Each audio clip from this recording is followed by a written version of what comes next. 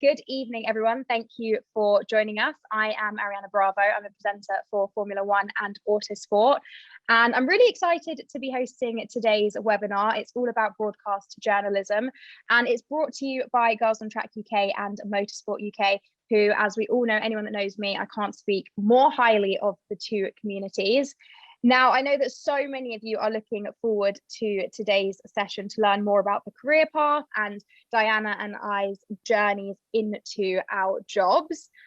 Please send in any questions you have. You can send them in on the chat or in the Q&A. The Q&A will probably be a little bit easier for me to keep track of, but if you can't find the Q&A, then of course go into the chat. We have people monitoring both, so it's absolutely fine. Hopefully we'll grab them.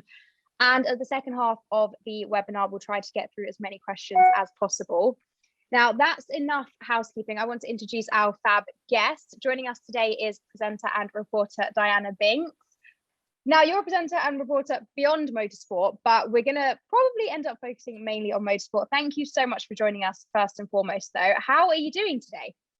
Well, thank you very much for having me. Yes, I'm really well. Motorsport has been my main subject for 20 years, although I did have a detour into aviation. I covered the Red Bull Air Race for a season, which was quite interesting. So I'll no doubt tell you a little bit more about that later. But it has mainly been motorsport. My career started in television, though. That's where I learned my trade and learned how to make television programs before I actually got in front of the camera. But I'm really looking forward to this evening and really looking forward to chatting to you. And as you said, we've got an amazing amount of people joining from all over the world, and that's superb. So welcome. Hello, everyone. It is so impressive. I'm still seeing people writing them and they're joining us from Ecuador, Manchester, Chile, Germany. It's incredible. Hello, everyone. Thank you so much for joining us. Right, let's get straight into it though, Diana.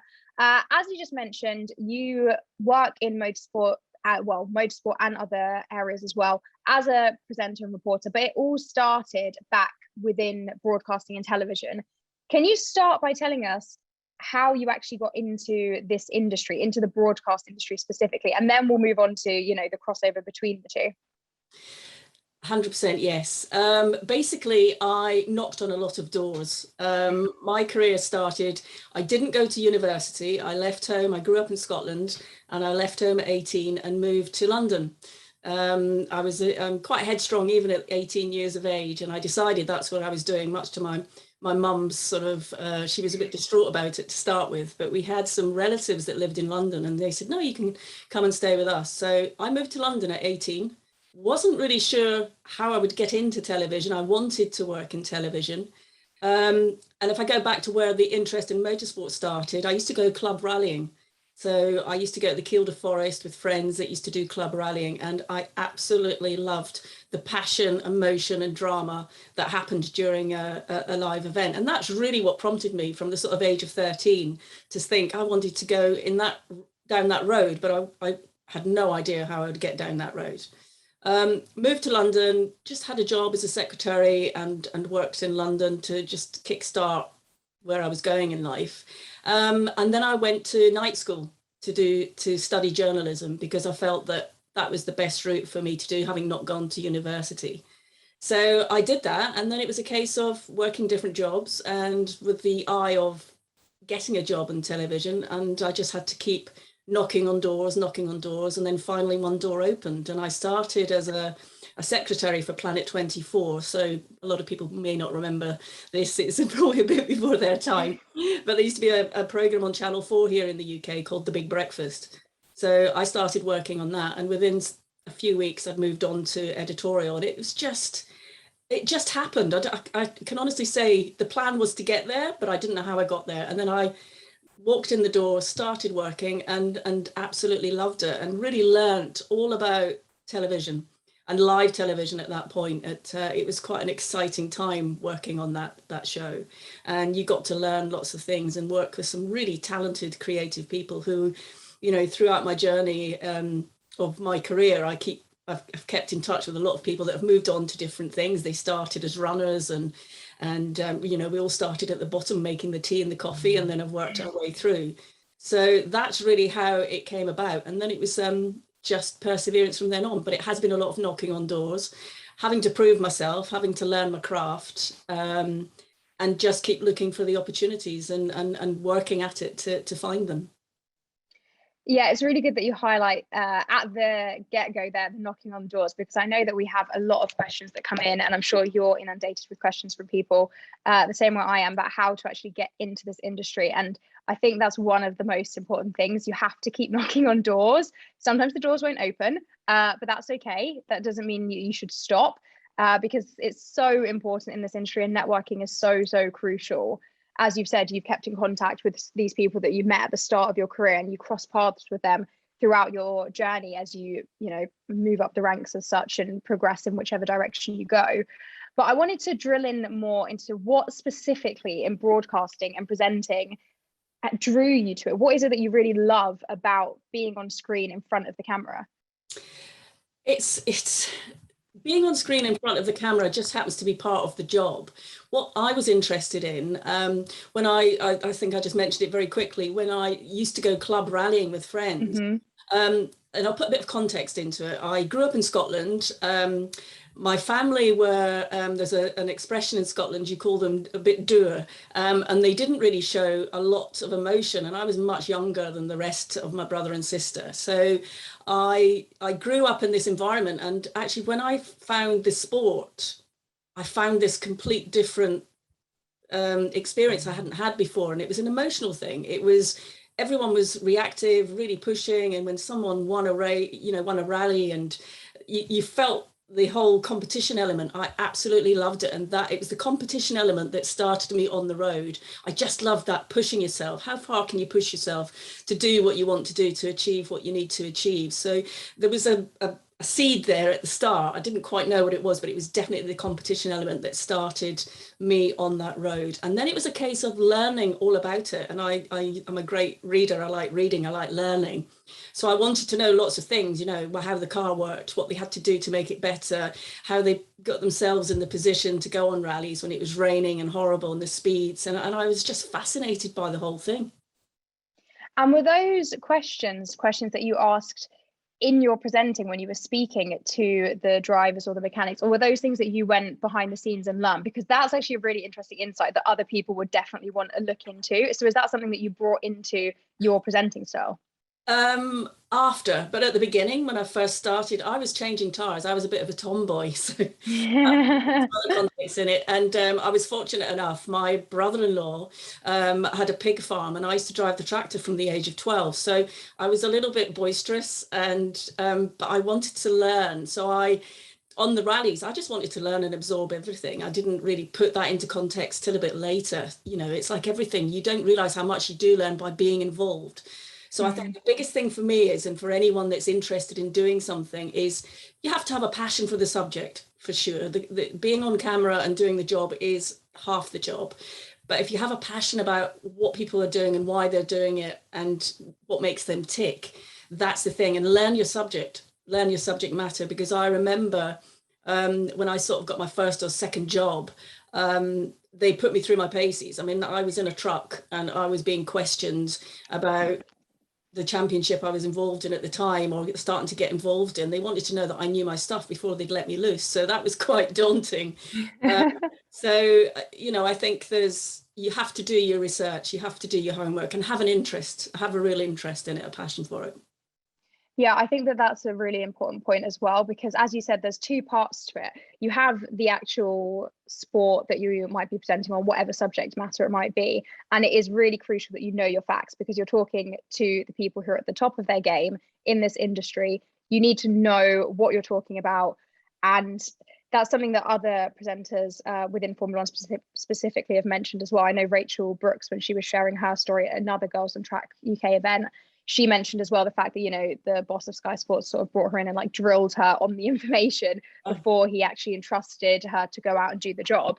And that is one really important aspect of it. And that is something that a lot of people maybe take for granted, or they're massive fans and, they have that bit, on lock, they have that bit sorted. But then there's the other part of it where it is the actual broadcasting, the actual being on screen, and that aspect of it, which I guess you don't really get as much exposure to until you're put into the situation. I mean, for me personally, my first in-person presenting was at a Formula One race this year. So I was really like thrown into the deep end. Yeah, literally.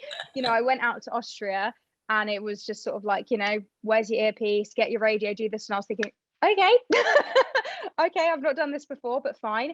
And you obviously have to go with it in the moment, but you have to, as you said, absorb all these things as you're going along, so that each time you're out, you're not having to, you know, find your feet again, and you know what's happening behind the scenes. Because I feel like, especially in Formula One and other motorsports, I imagine, because they're so fast paced, you don't have the time to be worrying about, you know, the where's my radio or where's this or where's that. You've got to be focused on what's actually happening so that you can react, so that you can ask the right questions, track down the right people, etc.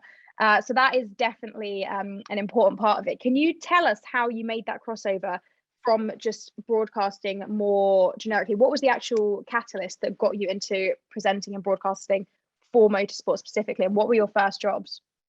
My first job was, I had and I think maybe a lot of viewers on here will know Jonathan Palmer, who owns Motorsport Vision and a number of racetracks here in the UK, an ex-Formula One driver himself many years ago. He set up a championship called Formula Palmer Audi in the UK, and I think that was in 1998 or 9.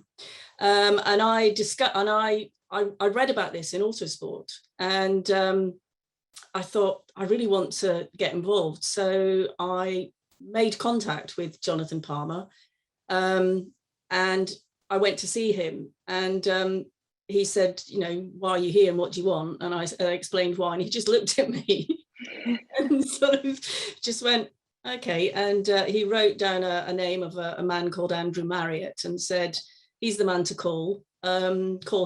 And then that was it. That was the end of the conversation. So I called Andrew Marriott, and he said, right, I'll give you a screen test.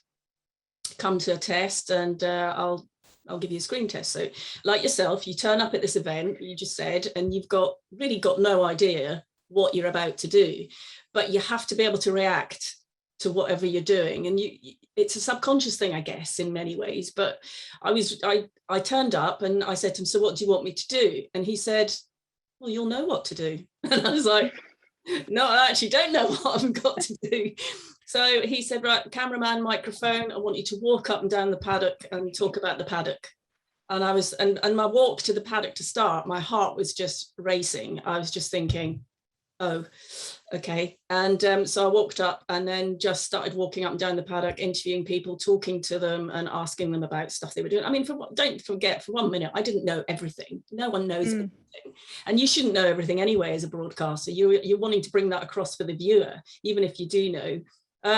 Anyway, I did they call it a piece to camera. So I did my stuff to camera, and I was so busy thinking about what I was doing and how I was going to do it. I never even saw the camera, to be honest. He just followed me, which was great because I didn't have to worry about that.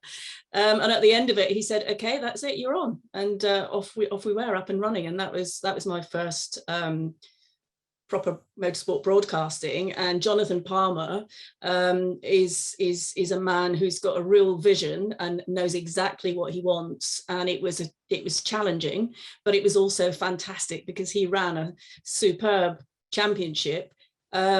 And of what an experience. It was just fantastic to be part of that. And I learned a lot. I learned to up my game and really understand everything a lot more than I had done in the past. So I can always be thankful to Jonathan for that, for giving me that experience, and Andrew Marriott for allowing me to do it. And I flourished in that. I learned what I needed to learn. And it was early days then, of course. You know, there weren't a lot of women around at that point. So it was, again, a bit harder. I had to prove yourself. And I guess I did, because I'm still here. That is something we're going to get into more a little bit in the conversation. The fact that, you know, obviously we work in a male-dominated industry. We're going to touch on that. But before we get there, it's not just broadcast journalism that you do. Of course, you actually have your own communications company as well. Can you tell us a bit more about that and where that was born from? Yes, I have my own Binks Media communications business, and I sort of specialize in communications and strategies.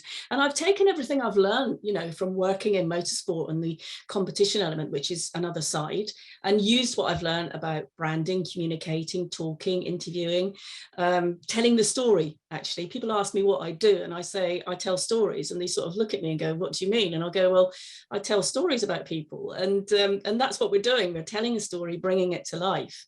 So I've worked for a number of race teams and drivers and sponsors, just bringing that whole culmination of everything, that communication to brand building to, for what they get in the field if they're sponsoring a driver or a team, and bringing all that together just with the knowledge and experience from the broadcast side, how that sees it, because you see it very differently from a broadcaster to a viewer watching. So I feel like I've got a bit of a triangle of experience, and because I love the business so much and still have a passion for it, I wanted to sort of bring that all together and keep it all going, and everything has worked well. And sometimes there's more communications work than there is broadcasting work, but it's sort of just balanced itself out, certainly over the last sort of 10 years. We've spoken about what drew you into the industry and also the passion and the excitement that motorsport gave you when you were younger and throughout your journey rather. Looking back now, I feel that often when you love a sport or there's a certain mass that you really love and you dream of having a job in that industry, you imagine what it might be like when you actually get there. And then sometimes when you get there, it's different to what you expected, for better or for worse. Did you find that when you actually got into that role where you were in the mix of it and, you felt like, yeah, I've actually made it into this role that I sort of thought I would maybe be able to get into, I set my sight on. Did you find that there was anything that really surprised you or anything that wasn't quite what you expected? I think one of the big things I found is that I basically had to toughen up a bit. And that was one thing I had to learn, and I did learn very quickly. You, like everyone in life, we all have some experiences that are not so great, and you have to basically stand up and be counted. And I did that, but I was very focused on what I was doing, so that became the real focus for me. And then learning, the craft and understanding people was the other big business. But with everything in broadcasting, you also have to respect the sport in many ways and deal with all the eventualities and things. So I've got a fly flying around here. All the other things that hit you, and unfortunately it's not the most pleasant thing, but I've had to deal with fatalities, for instance. So you have to be able to deal with that in a very professional manner and have respect for what that situation brings. So you become all-rounded, but it's constantly learning. I mean, I've gone through 20 years. I haven't always felt confident. I've lost my confidence. I've had to build myself back up and just keep pushing.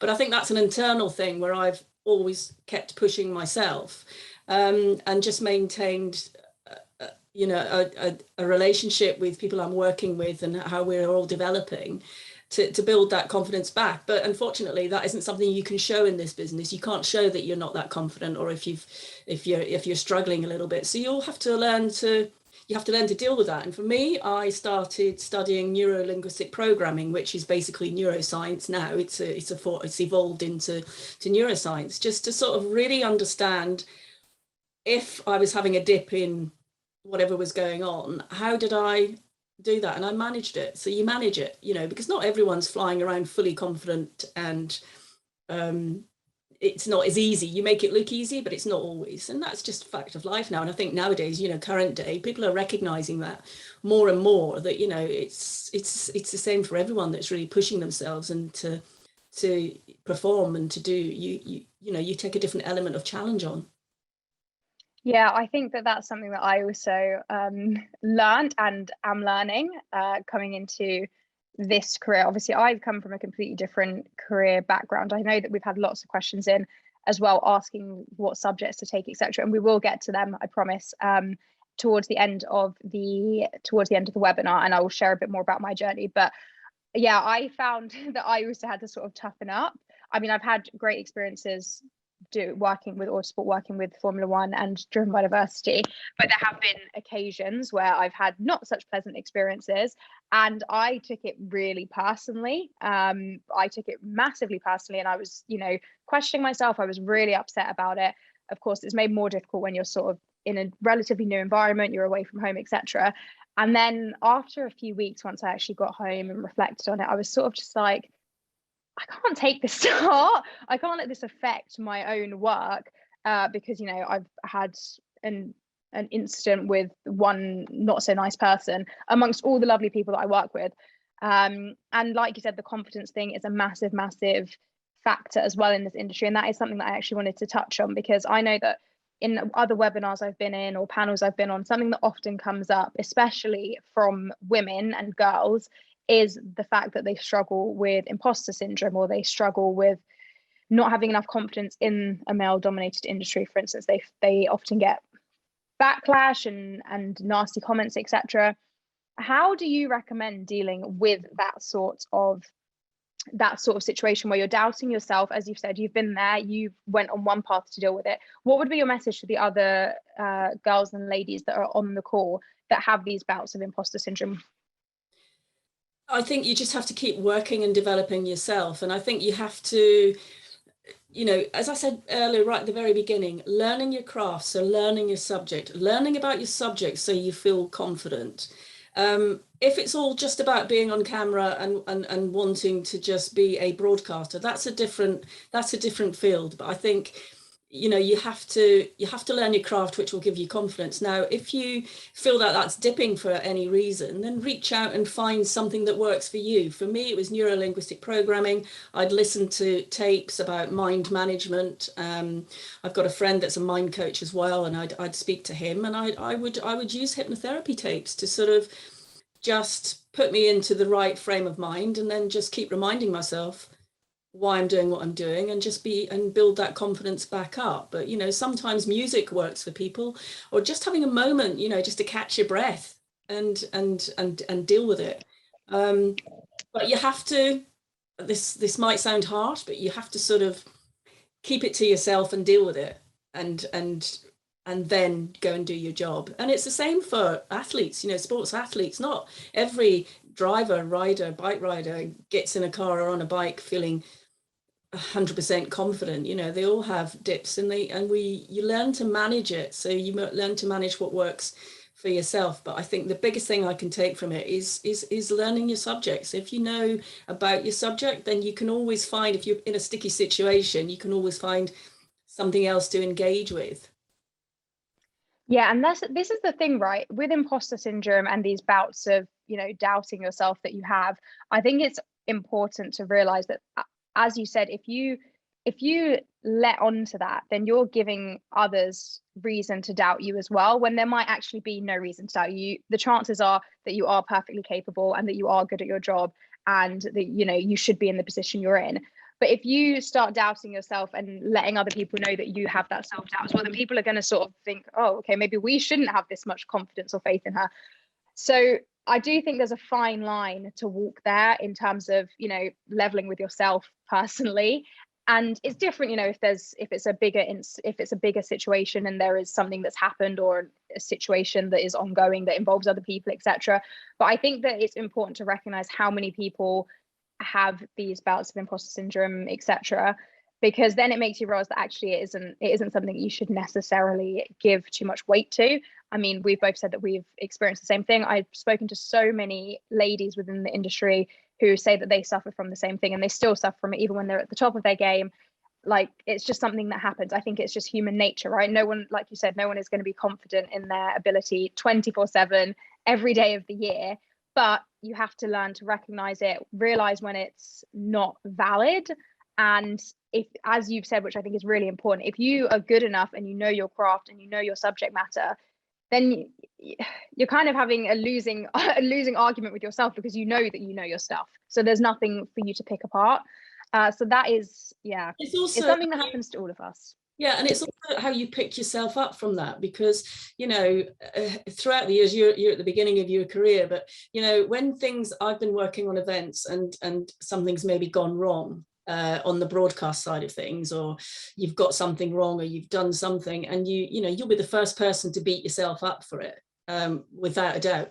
But in many ways you learn from that. You've just got to, try and make as few as you can. But it does happen. It is human. Everyone does it. And it's not just a female thing. It's a male thing as well. So as long as you learn from it and pick yourself up from it, but you can't give it too much weight to it. You have to deal with it, understand why something maybe happened, what's pushed you to think like that or feel like that, address it, and then move on from it. And then that's really important. It is, and we've had quite a few questions just come in, so I'm gonna go to them because they are related to what we're talking about right now. Sophie has asked, how do you deal with any hate or negative feedback that you get in your role? Obviously, you're on TV, you're on the screen, so it's inevitable that we get some sort of nasty comments. But how do you deal with it? I tend to ignore them. To be honest, I don't particularly pay a lot of weight to it. I have had at one point in my earlier career, and this, it's just how people can be insensitive, but I have had people tell me I'm too fat. So, if I had a bit of a problem, I'd have a problem with that, but you have to just, it's an opinion and everyone's entitled to an opinion. It doesn't mean that it means anything, and it's hard. But I would suggest you don't deal with them, and you just deal with people around you that you're working with, and if you need an opinion, ask someone you're working with if there's something that's happened. Other than that, if it's just an opinion on social media, be very careful and don't engage with it at all. You're better off to work and get the views of people that you work with and colleagues than anything else, because at the end of the day, the people you're working for will be the main critics, and those are the ones that will have an opinion, and maybe it might be valid at times, and that's the one to take notice of. But I would try and stay away from negativity, full stop. Doesn't help anyone. Yeah, this is such a big topic at the moment as well, obviously with the rise of social media and how easy it is for people to project their feelings and opinions onto you. And it's something that I had to grapple with and still grapple with. As you said, I'm still relatively new to all of this. So it's a bit like when I first started getting negative comments and everything on social media, and I was sort of like, what on earth? And your first instinct is to respond or react. That is completely natural, but you do have to, as you said, ignore it. And I think personally, for me, I just think to myself, well, if I get a comment from someone saying, I've had comments like, oh, I much prefer blah, blah, blah when they were hosting this, and I prefer how this used to be before Ariana took over or whatever. And in my mind, I just think, okay, well, you're not my target audience then. And that's fine. You're not going to be everyone's cup of tea. You're not my target audience. So with all due respect, your opinion isn't sort of important to me, because you're not actually the audience that I'm trying to appeal to. It's something that's difficult to deal with. And I think that literally, as you've said, the most important thing to do is to ignore it. It is so difficult. And you could have 100 lovely comments and 1 or 2 negative, and the negative ones will inevitably stand out to you. But as you said, it's the people hiring you their opinions are the most important. They're the ones that are giving you the opportunity. They're the ones that will be genuinely honest with you about your work and your craft, as opposed to just opinions based off of, a whole raft of things that we have no clue. We have no clue who's behind, the phone or the laptop when they're leaving their comments. Yeah. So take no notice. But I do want to bring in another question here, because it links to what you've just said. You just mentioned the fact that somebody left this nasty comment early in your career about your appearance, and Angelica has actually said that she's heard stories about past times where women were told that their physical appearance was really important to get a job in this field. And honestly, that scares her a lot, because she doesn't know if she can go through that, or even if she wants to. Can you share more about your experiences? And I guess how you deal with that, how you dealt with that early in your career as well? I think earlier in my career, I just, of course it hurt. It massively hurt that, someone made a suggestion about how I looked. And I had to just sort of dig deep and think, well, I know how difficult it is to do the job. So this job in as a broadcaster, working in the pit lane or in a studio or whatever else, is a very, very difficult job. It's hard, and you have to be able to do the job. So I put my focus into being the best I could be, and doing my job. And I, you can't, if someone's got an opinion about you, not everyone will like you. And I tried not to let that bother me. I'm not saying it didn't hurt me, because of course it did. No one wants to feel like that. And people will be very critical of what they see on screen. We see it all the time, and it's heartbreaking, really. But I think less and less now, if I'm really honest, I think people are less and less, we see everything, and we should see everything, every culture, every fashion set, the fashion senses. I mean, when you look at someone like Lewis Hamilton, I see some of the comments that he gets because of his fashion interests. And I just think that's sad that people feel they've got the right to comment, because actually it's up to him what he wants to do and wear and look like all of us. If I shave my hair off, that's what I'm doing. And I think there is less and less focus on it, but I think you have to expect it. Unfortunately, it is going to happen with the best will in the world, because as you say, there's a lot of people sitting behind a couch typing stuff on social media that have got no clue how hard it is for you to do the job. You've got to learn the job, you've got to deliver the job on camera, you've got to catch athletes and drivers and riders at the right time to get the story from them, to tell the story.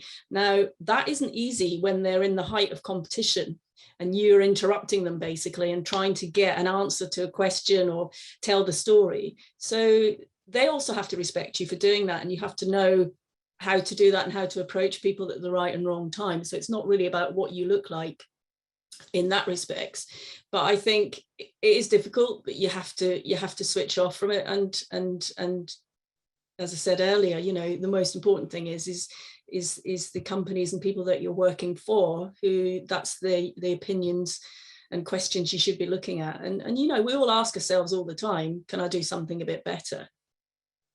Yeah, absolutely. You can only Absolutely. do what you do, that's it. You can only deliver and do what you can do. And we've all got individual different styles. And that's what's great about it. And that's what you should be allowed to do, express your style and yourself. I agree. I wholeheartedly agree. We have so many questions coming in about actually the journey and the paths that we've taken into the jobs that we're in now, and advice and things like that. So I'm going to get into them because we have about 25 minutes left. So one question that we have, let me just find it, is from Florencia, and it links to a question that Carla has asked. Florencia has asked, how is your process to prepare for hosting an interview? And Carla has asked, how do you prepare yourself for work? What's your everyday routine, and do you have any tips? You go first, Diana. What is your process? If I am on an event and I'm going to an event, I will get up to speed with what's happened. So if it's a sports car event or a single seater or a touring car event, whatever that event may be, I will make sure that I'm up to date with what's happened with who. I generally do keep across most sport, in fairness, but leading up to the event, I'll be more inclined to just double down on the research, check what's happening with who, and start preparing myself for the weekend ahead, knowing that you've got to interview before, after, during qualifying and the race and practice sessions, and prepare myself for what I might want to ask different people depending on what happens. I mean, generally once you get into qualifying, you've got a bit of the story starting, and I would just prepare and research and make sure that I am up to date. When I go to an event, I'll probably walk around and start chatting to a few teams and drivers, and just to find out what they've been up to, what's been happening, so you've got extra information should you need it. So for instance, if you're on a live event, you might not just be talking about the event, there might be some downtime, so you fill that downtime by talking to team members and finding out who's been doing what, and then there might be something really interesting there that you can share with everyone, so you have that in reserve. So you're always just constantly looking for the information and getting yourself ready. I make sure I get enough sleep, I have my notes, and I've done my homework. Yes, I have a similar routine. So if I'm traveling to an F1 race, generally we fly out on like a Wednesday. I will probably spend the Wednesday and Thursday, going through every bit of information that might have come out in the last few days. Similar to Diana, I keep on top of it anyway. I have like Motorsport notifications on my phone, so I generally see what is happening. But Wednesday and Thursday is like the time where I really put my head down and start working out what stories are sort of forming over the weekend. And then it really depends what you're actually doing that day, I guess. I mean, I predominantly do track TV when I'm at races, which is the screens that go out to the grandstands and all the fans that are at the track. So we, I guess, are coming from a different angle to some of the stuff that Diana does. I know that you have done more pit lane reporting, which is something I haven't delved into as much. Whereas ours is more fan focused, and, you know, giving people a peek, I guess, into the paddock and the behind the scenes. So my preparation can be quite varied depending on what we're actually trying to do in that live. But generally, it's just swatting up on what is happening and just staying on top of any of the stories that might break as the weekend unfolds as well. I know that we've got a question here from Mira, who has asked, how do you keep on top of all of the information that happens in the day? Because you can't keep up with it all. You can't keep up with it all, but it is our job to keep up with as much as possible. So we kind of do have to stay on top of it as much as possible, I would say, right? Yes, and if you're on a live event, you get a feel for what's going on anyway, or you can stand in a garage, watch a screen, you can see the timing screens. So if you can't hear much, you can see what's happening on track. You can sort of work the story out by who's where on track. And if there's been an incident, then you will go to the garage generally, speak to the team manager, find out what's gone on before you report it back. Because one of the big things is obviously always to check the information and get the story verified. So if something's happened on track, you know, you'd always go to the team manager to have that information given to you before you start broadcasting what may or may not have happened. You know, some people can speculate when they see a car on track, they can tell whether there's something broken on the car or it's mechanical. That's different. But if there's a big incident, you want to really get two sides of the story. So if it's between two drivers, for instance, you will want to get both sides of the story. So you will generally go in and either speak straight to the driver or the team manager just to find out what's happening. Then you would reiterate that back.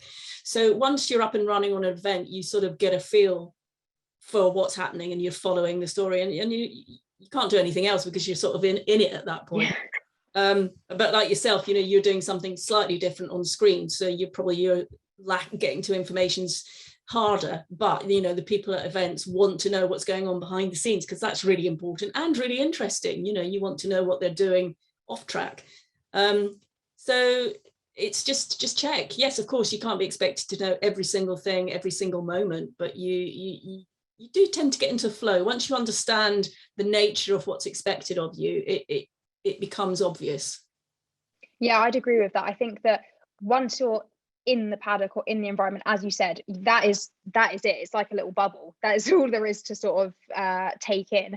And as you've just mentioned, you work out what are the most important pieces of information for the job that you're doing then. So you're able to sieve through, you know, all of the information that's thrown at you, or everything that's happening over a weekend, and you're able to identify, okay, but these are the bits that I actually need to draw on for when it comes to my pieces to camera. So we have a couple of other questions. One is from Kira, who's asked, when preparing for hosting, do you organise through the team's comms team?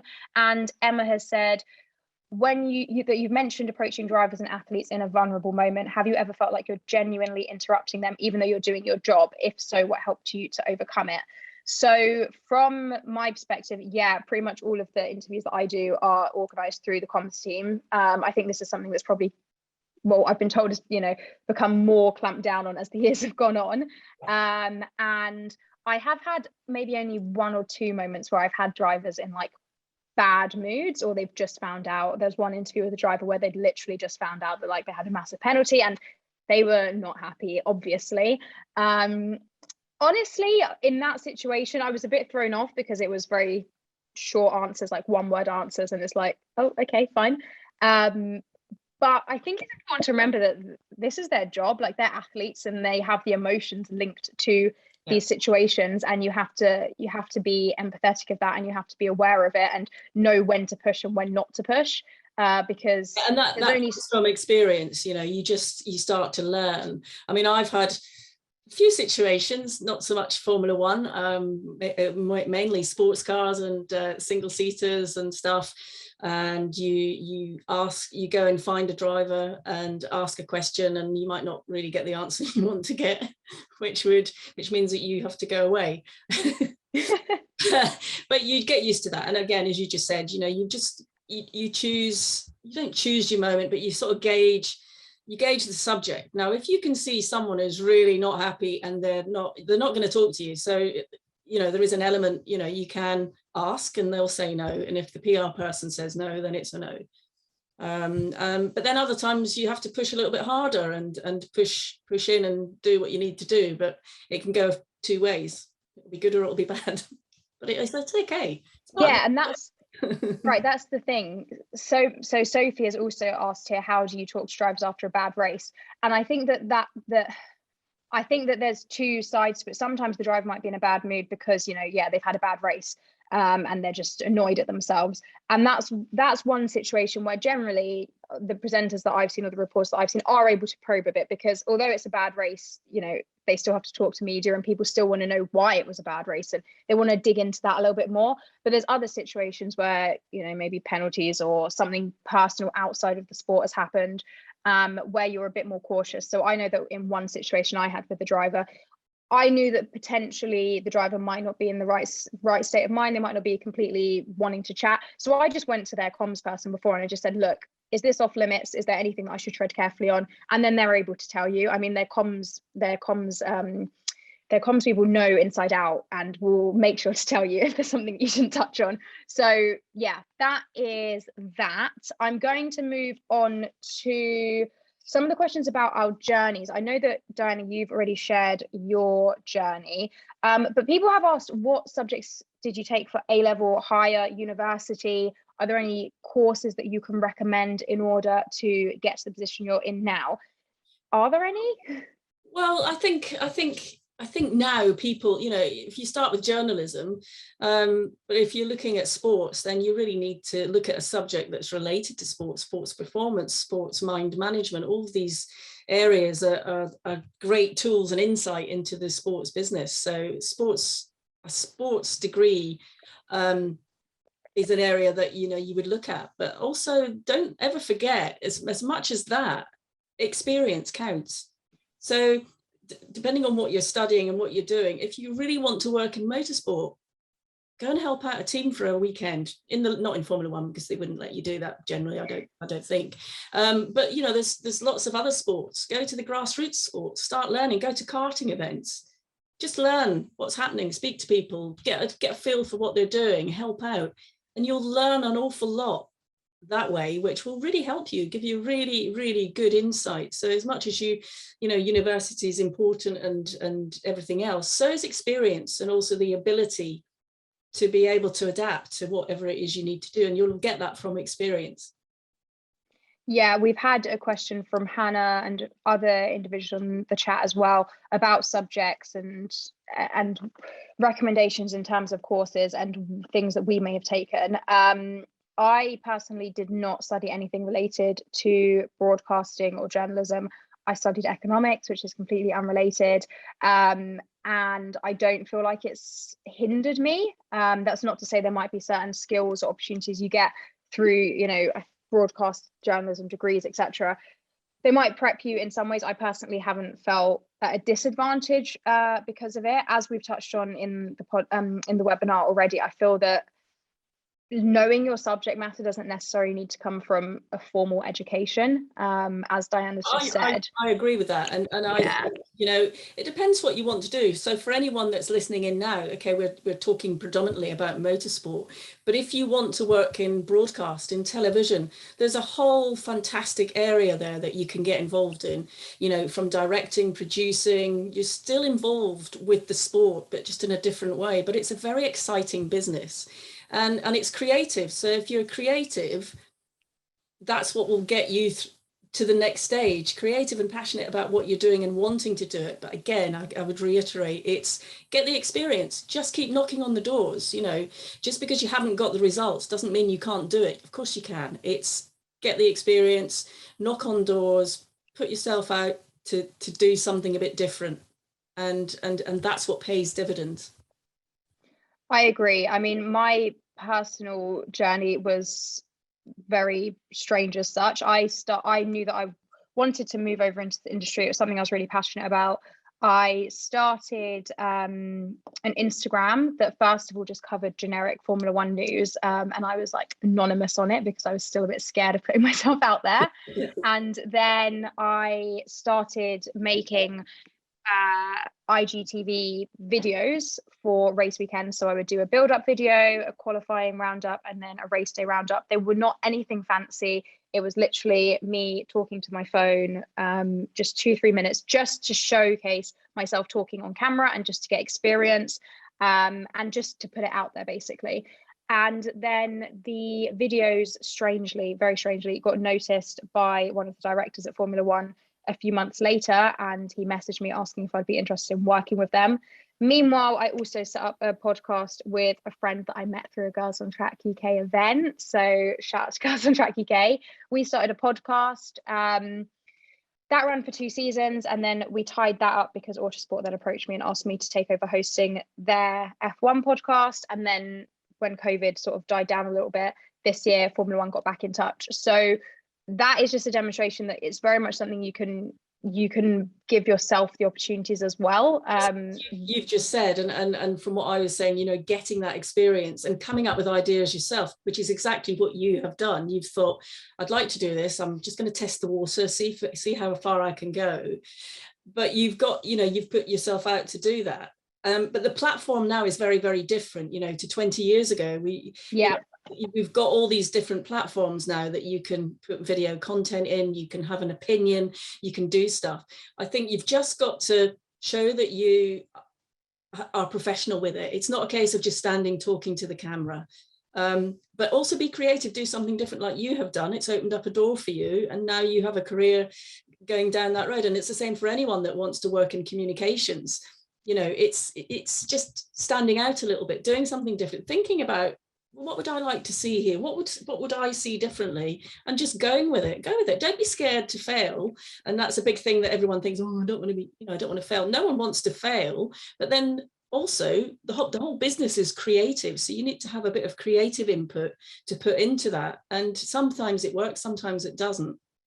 But I don't think you'll ever fail if you just keep trying. There's nothing wrong with coming up with different ideas and seeing if they work or not. I think it is that sort of business, whether it's broadcast or motorsport. You know, you just keep trying, doing something different. That's what it's about. It's fast moving. It changes, you know, in a flash. So why shouldn't the whole platform and life that we understand change as well? And I think that's what people want. They want to see something different and new. So for anyone who wants to do it, you just got to keep trying.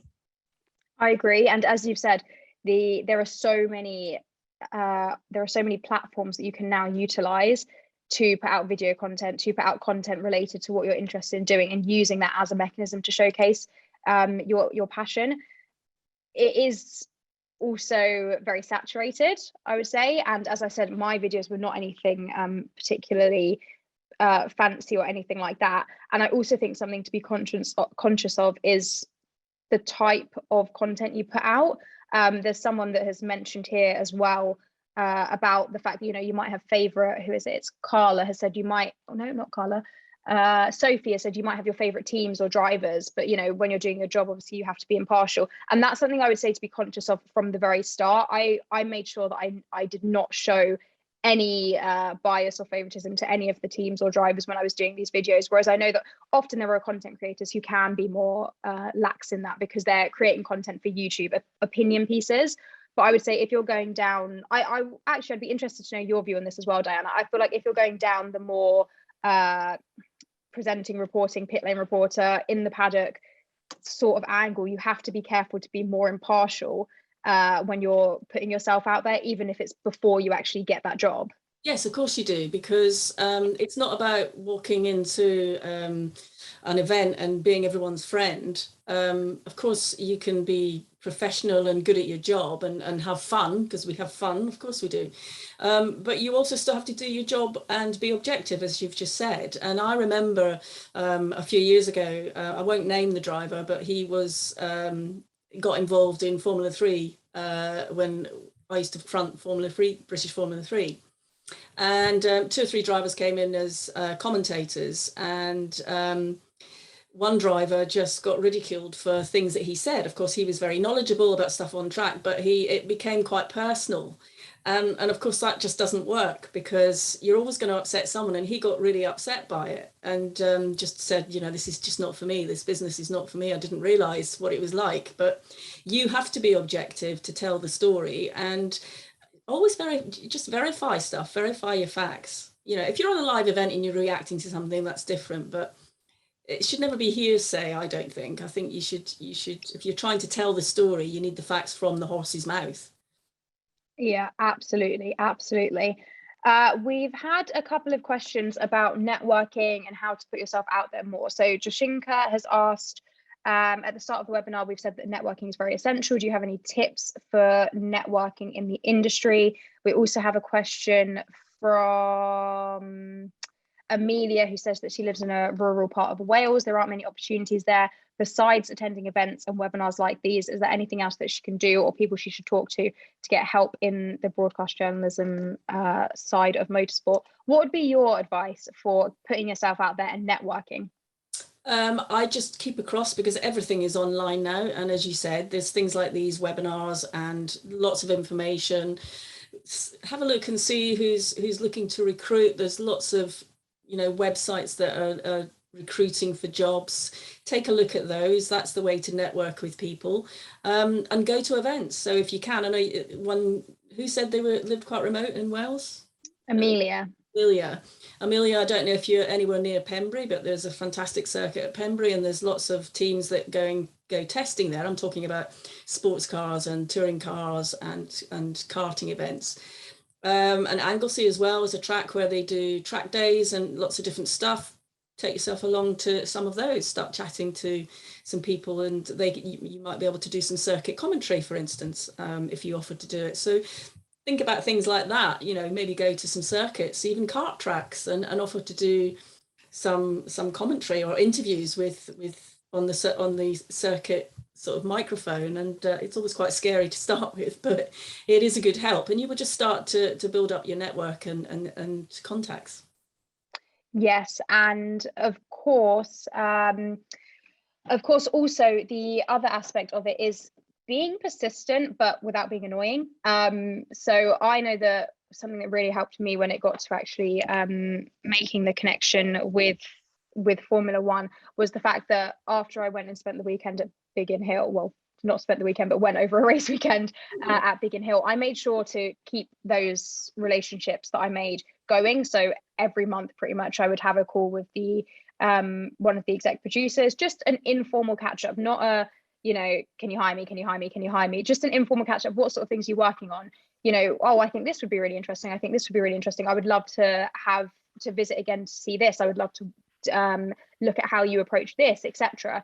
To keep the conversations going with the people that you network with. Don't just approach people, ask for a job, they say no, and then you don't contact them again, because we don't just have an abundance of jobs in this industry going. You have to actually form meaningful relationships, and people have to see that you're serious and that you're committed and that you're willing to, you know, put in the time. It's really, really rare that, you know, you'll just walk into a job just because you've sent someone a message.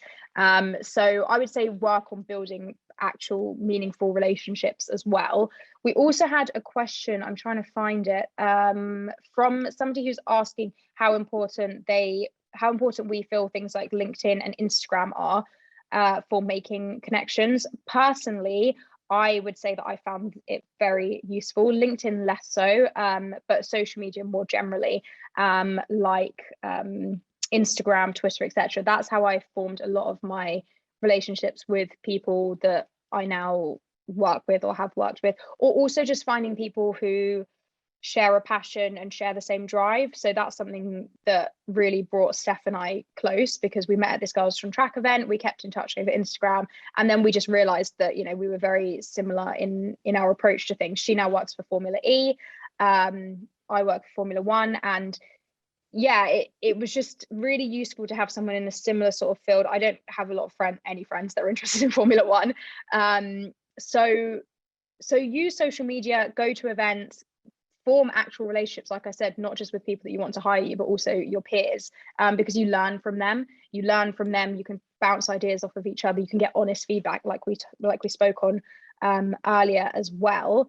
I'm going to go to the next question because I'm conscious that we have literally a few minutes to go and we have so many messages. The other thing to sort of say about the industry, you know, it's a very, very competitive industry for everyone, not just, you know, us, male and female. It's a very, very competitive industry. So you have to have an element of competition within yourself to be able to navigate the waters. And that's, as you just said, not to be overly pushy, but just to do your job. And if you do your job well, you will naturally start to meet other people and have interests. But even if you have to sort of go to some events, just put yourself out there and make those connections. And all the social media networks are very good, of course, as well. So I would definitely use those. Absolutely. I've had a question come in from Arushi, who's asked, for those who are from a completely unrelated career, how do we showcase our passion for the sport? So yeah, I came from an unrelated career. I was a management consultant, completely unrelated. You've just got to put yourself out there, is all I will say. You have to put yourself out there. You have to showcase. It goes back to what we've been saying for the other questions as well. Be good at what you're doing as well. That's what it ultimately comes down to. You can have all the passion in the world for motorsport, but if you're not actually good at the job that you want to do or passionate about the actual role that you're pursuing, then people will see straight through it. I get a lot of messages from people saying, oh, I really want to work in Formula One. How do I work in Formula One? And I'm like, okay, well, what specifically do you want to do? And they're like, oh, I just want to work in Formula One. Yeah, and that's not what it's about, because actually when you start working in the job, as you know, it's long hours, lots of traveling. You've still got to get up and deliver on the day. It's not about, you're not going to parties galore. You're not there to be in party land. You're there to do your job. It's very, very different. But you have to know what you want to do. And if you, as you just said, it's the passion is there, but you have to want to do the job as well. And that's what you need to be focused on. Absolutely true. I mean, it's, if you just want to, be in the Formula One world, then that's being a fan. Anyone in Formula One, they have a job. They have a job. Yes, exactly. Everyone exactly. Jobs. Well, and that goes across all motorsport. You're there doing your specific job. Once you get into the paddock or to the event, you're there doing the role. You're not there just sort of like soaking up the sights and just enjoying the on-track action. So know what you actually want to do. And obviously you don't need to have that all figured out really young and pursue it, but you have to know before you pursue it is specifically what you want to do. Yeah, definitely. The great thing about it, we're just about out of time, aren't we? But one of the big things that I've found in my career, I've been very fortunate that I've been able to travel a lot all around the world, and I've actually got friends all around the world that I wouldn't have met if I hadn't done this job. So that's really expanded my world massively, and that's been one of the other biggest things that's been superb about this is knowing that you've got like-minded friends that you've met and you've had a good time with. Right, we are out of time, but one question before we wrap things up, Diana, for you, what would you say is one of your highlights of your career looking back? Covering the Le Mans 24-hour race for the very first time. It was a long week. I did 38 hours straight, and well, I didn't go to sleep. I had a nap, but I did during the night in the pit lane, and I absolutely loved it. I mean, you just can't fail to be caught up in the whole emotion and drama of that event. It's a very, very special event, and I'm very proud of that. 150 drivers, 50 odd teams. And of course you couldn't know everyone at every second of the moment of time, but you just get into the flow of it, and it was superb to be part of that. Oh, I can imagine how incredible that experience was.